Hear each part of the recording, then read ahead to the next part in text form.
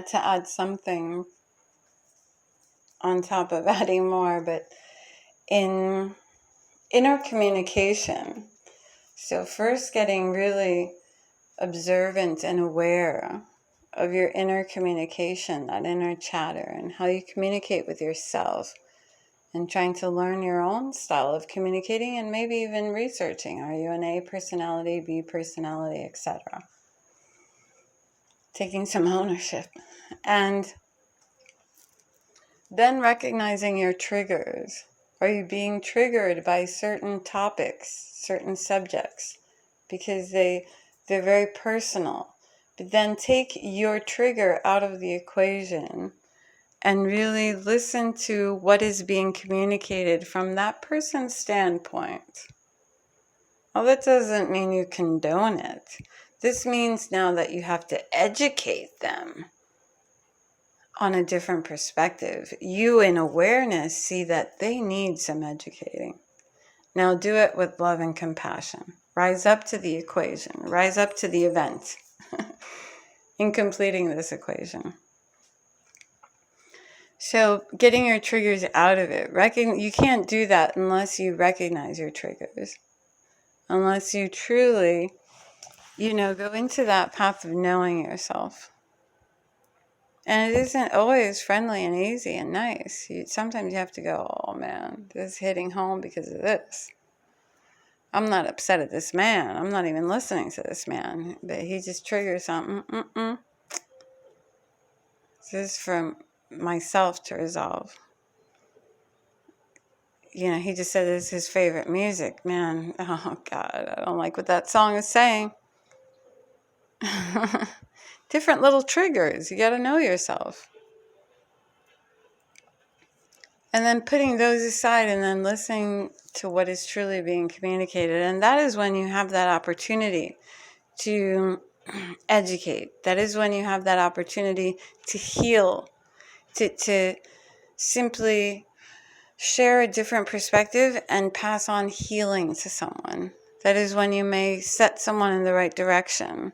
Not because you're so great or so powerful, no, but because your energy, you allowed it to just be. So it does get mystical, but I think it gets mystical in the scientific, just how particles and molecules and all that react. I think it's very scientific. React was a bad word, but so in communicating, take your triggers out of the equation, kind of sit there with an open mind. And many people will say an open mind, but it's not open at all. At all. They cannot leave those expectations at the door, boy. That's a toughie.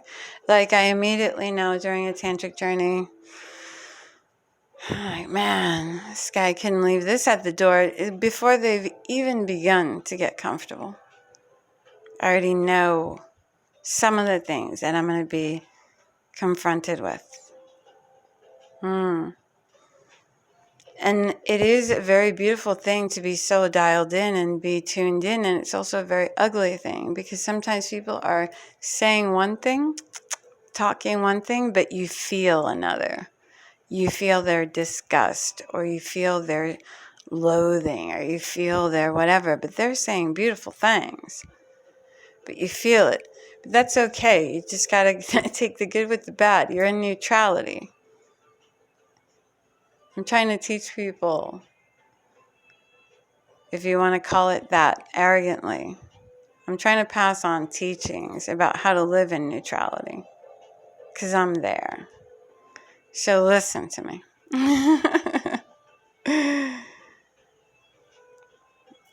Communication would be so much easier without those expectations, without sitting there waiting to react.